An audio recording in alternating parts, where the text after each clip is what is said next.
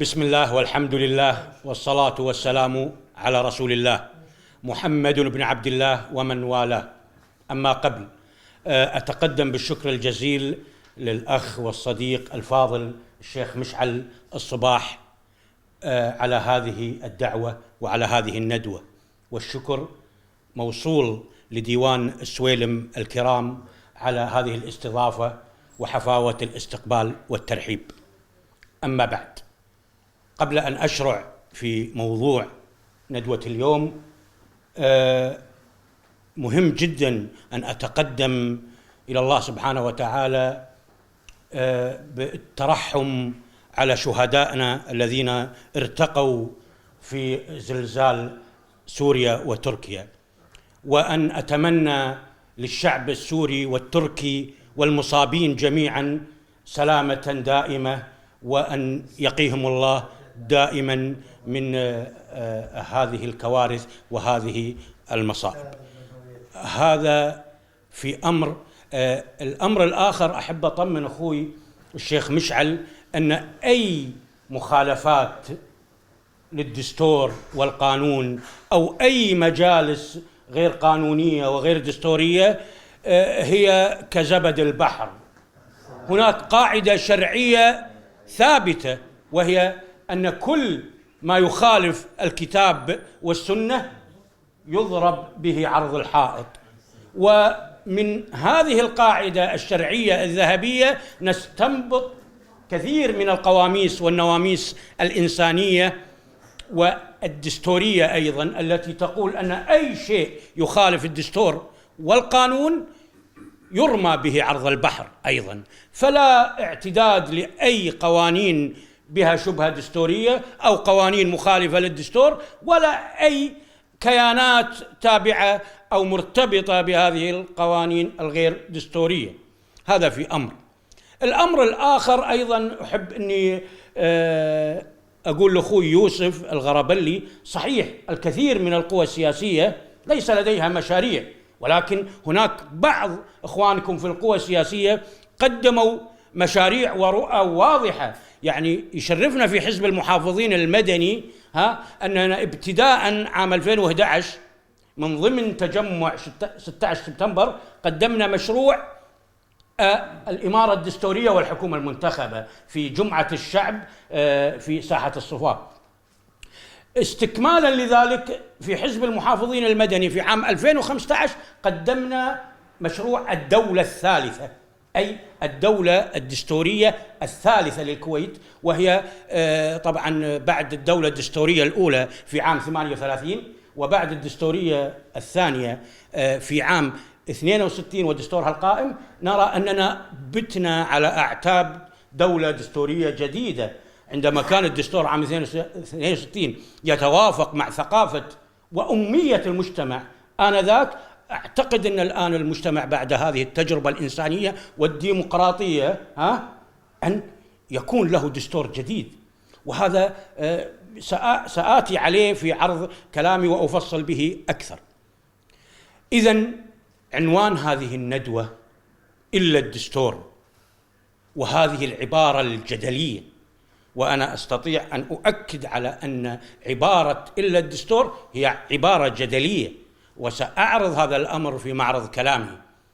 أنا من يوم الإعلان الأول لهذه الندوة تلقيت كثير من الاتصالات، ولا زلت أتلقى أن شلون أنت يا حماد النومسي رئيس حزب المحافظين المدني الذي تدعو إلى تبديل أو تعديل الدستور، وأنت من دعاة تطوير وتغيير الدستور، تقبل أن تكون في ندوة تقول إلا الدستور، أي عدم تحريك الدستور. أقول هذه من فهم من سأل هذا السؤال أو استغرب أن أقوم في هذا الأمر. إحنا بالأسف بالكويت عندنا أفهام كثيرة غير مفهومة، عندنا مصطلحات وإصطلاحات غير منضبطة.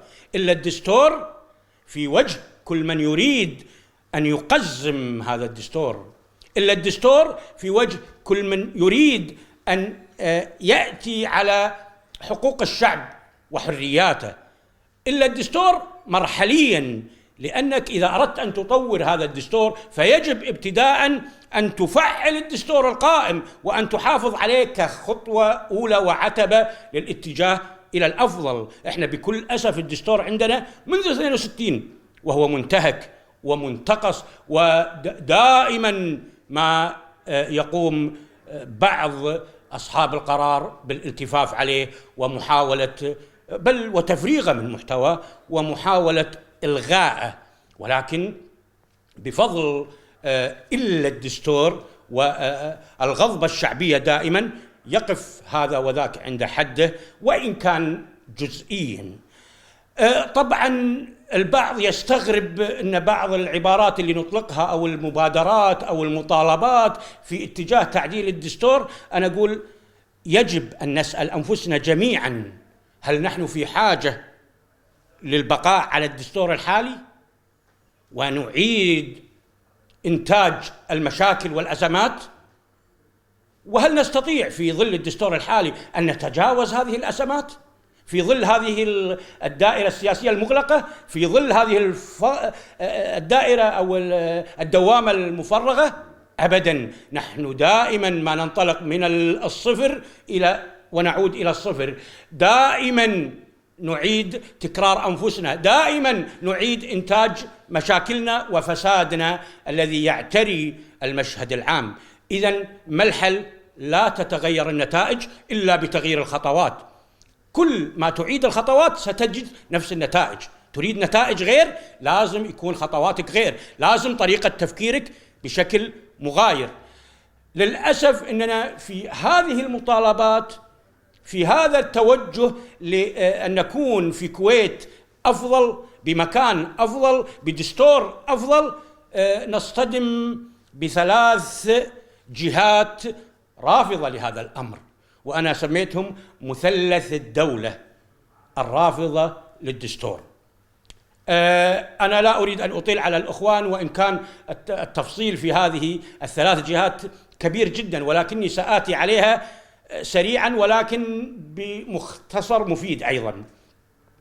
الجهة الأولى وبكل أسف هي أسرة الحكم، ولا أقول الحكومة لأن الحكومة لا لها لا في العير ولا في النفير، ولا تستطيع أن تقدم أو تؤخر، ولكن أسرة الحكم، وليس بمجملهم ولكن في أغلبية وفي نسبة مهمة منهم ترفض هذا الدستور، عائق أمام هذا الدستور، ضد العمل الشعبي بكل أنواعه. وهذا الكلام ليس كلاما مرسلا، لكن الوقائع تدل على ذلك. الوفد الذي تشكل عام 65 بعد وفاة الشيخ عبد الله السالم وذهب إلى الشيخ صباح السالم يطالبه بإلغاء هذا الدستور اللي بين قوسين وهقنا فيه عبد الله السالم. فهذا الوفد يعني يشكل آراء ونسبة مهمة في الأسرة الحاكمة. يجب أن يعلموا أن هذا الأمر ليس في مصلحة لا الأسرة الحاكمة ولا الشعب الكويتي. أيضا تعليق الدستور في 76، تعليق الدستور في 86، الالتفاف دائما على الدستور، إبطال الدستور في مناسبات كثيرة، كل هذا العمل من أجل رفض الديمقراطية ورفض الدستور من خلفها. والكلام في هذا الأمر كثير، لا أريد أن أطيل وأكرر نفسي فيه.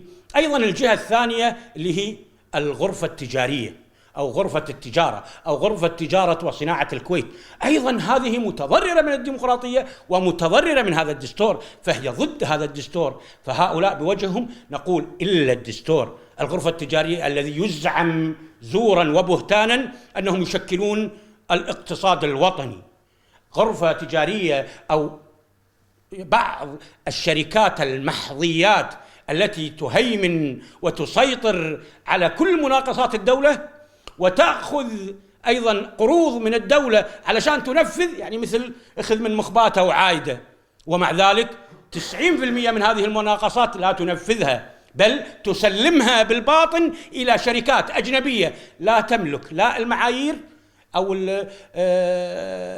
الشروط المعيارية اللازمة ولا تملك الخبرة في هذه المشاريع. لذلك مشاريعنا كلها متهالكة. شركات محظيات يزعم أنها تشكل الاقتصاد الوطني وهي لا توظف العمالة الوطنية. شركات محظيات يزعم أنها تشكل القطاع أو الاقتصاد الوطني وهي لا تدفع ضرائب للدولة. شركات محظيات يزعم أنها تشكل الاقتصاد الوطني وهي لا تنتج ولا تخدم المجتمع في مشاريع أو برامج أو أنشطة تفيد هذا المجتمع. إذن هذه الغرفة التجارية، هؤلاء الأسر التجارية يجب أن يراجعوا مواقفهم، يجب أن يعلوا المصلحة العامة على المصلحة الخاصة. فالعربة لا تسبق الحصان، المصلحة الخاصة لا تسبق المصلحة العامة أبدا، لن يسير الحال في هذا الحال. هذا من جهة. الجهة الثالثة كما قلت في هذا الخضم أو هذا المثلث المضاد للديمقراطية وللدستور هم بكل أسف الأغلبية الساحقة من الشعب الكويتي، اللي أنا بكل أسف أستطيع تسميتهم بشعب الوافدين، مع احترامي للأخوة الوافدين، ولكن الوافد بطبيعة الحال عندما يأتي إلى أي بلد هو وافد، هو ضيف على هذا البلد، لا يشارك في الحياة السياسية، لا يشارك في الشأن العام، وهذا حق طبيعي. ولكن عندما يكون هذا الموقف من مواطن فهذه الكارثة. أنت مواطن أصيل في وطنك، لست وافدا أو طارئا أو ضيفا على هذا البلد، أنت يجب أن تكون مشارك في القرار الذي تعود تبعاته عليك. يعني قرار يصدر بدون مشاورتي وأنا أتحمل المسؤولية، يعني أنت تصدر القرار لوحدك وأنا لوحدي أتحمل المسؤولية، هذا أمر غير منطقي، غير عقلي، غير شرعي أصلا. نتشارك في المال والحكم ونتشارك في اتخاذ القرار ونتحمل جميعا تبعات ما يصدر بعد ذلك. إذن يا أخوان، يجب انطلاقا من مقولة وفي سياق مقولة إلا الدستور أن نطور هذا الدستور بما يضمن للشعب شراكة حقيقية وصلاحيات معتبرة، كما يبقي للأسرة الكريمة صلاحيات معتبرة وشراكة حقيقية. فأي عقد يجب أن يكون هناك تكافؤ بين الشركاء، وإلا تكون هذه قسمة ضيزة. احنا لا نقبل إلا بالشراكة الحقيقية، لا نقبل إلا في العمل السياسي الحقيقي. أنا الأمور العاطفية قد تكون أو الاعتبارات العاطفية قد تكون في علاقاتي الشخصية، قد تكون في وصل أرحام معين، ولكن لا تكون في العمل السياسي. العمل السياسي يجب أن يكون 1 زائد 1 يساوي 2. هل نحن في بلد ديمقراطي؟ إذن الديمقراطية تقوم قيامة وجودية أساسية على المشاركة الشعبية، على الأحزاب السياسية. أما النظام الفردي الذي يصل فيه كل نائب لوحده، والله لو يجي 50 نائب قوي ومخلص وأمين بفعل أنهم من مشارب مختلفة لا يستطيعون تنفيذ شيء. فنائب واحد مقابل 49 نائب آخر يختلفون معه في هذه القضية، زائد حكومة معينة أيضا. وفي الديمقراطيات لا يوجد شيء اسمه حكومة معينة، الحكومة تأتي من رحم الشعب. لذلك نجد أن حكومة دولة الكويت دائما وأبدا تواجه مشكلة حقيقية واضحة، حال تشكيلها فورا تواجه مشكلة الأغلبية، ما عندها أغلبية، لذلك هي تريد أن تفبرك وتصنع لها أغلبية، وبكل أسف لأنها ليست على الطريق الصحيح، فهي تكون بإفساد ذمم النواب وبإفساد ذمم الشعب. فتشتري هذا النائب، نواب القبيضة معروفين، وذاك النائب بالمناقصات، هذول بعد قبيضة VIP، ونواب آخرين بالمعاملات. فهذا الوضع لا يرتضيه إنسان يدعي أنه يحب الكويت علاوة على أنه رجل ذو مشروع سياسي، ذو مشروع ديمقراطي. دولة ديمقراطية يجب أن تكون شروطها التصنيفية حاضرة وماثلة. تبون دولة عشائرية كما هو حاصل الآن، أعلنوا هذا الأمر ويكون باب له جواب، بس أعلن هذا الأمر. أما تقول شيء وتفعل شيء آخر، هذا الأمر يجب أن لا يكون. يعني 62 ودستور 62 مع احترامنا له، هذا الأمر انتهى. الآن أنت أمام شعب ذو ثقافة أعلى من الأمية المتوحشة في ذاك الوقت. أنت الآن أمام شعب اطلع على الديمقراطيات في العالم. لا تخوفونا بالأمثلة السيئة. الرجل السيء هو الذي يضرب الأمثلة السيئة، أما الرجل الجيد هو من يضرب الأمثلة الجيدة في الدول الأوروبية وفي الأمريكتين وفي النمور الآسيوية وفي كل الدول المحترمة التي لديها أحزاب سياسية محترمة ولديها الشعب مشارك في الحكم والقرار. الكلام في هذا الأمر كثير ويطول، ولكني احتراما لوقت الأخوة جميعا ولوقتكم أقف هنا، وشكرا لكم، والسلام عليكم ورحمة الله وبركاته.